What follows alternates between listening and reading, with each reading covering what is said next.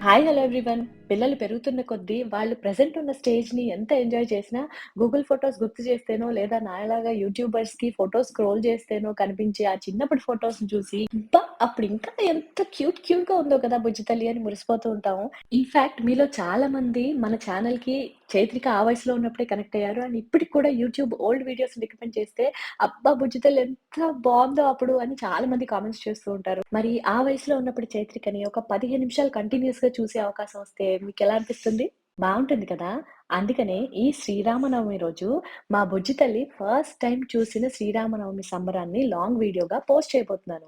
మన ఛానెల్‌లో శ్రీరామనవమి రోజు సాయంత్రం 7:35కి వీడియో పోస్ట్ అవుతుంది. ఖచ్చితంగా చూడండి. చైత్రికని చిన్ని రాముడిగా చూసి మీరందరూ బ్లెస్ చేస్తారని అనుకుంటున్నాను. అలాగే మా కమ్యూనిటీలో జరిగే శ్రీరామనవమి సంబరాలన్నీ కూడా ఆ వీడియోలో చూపించాను.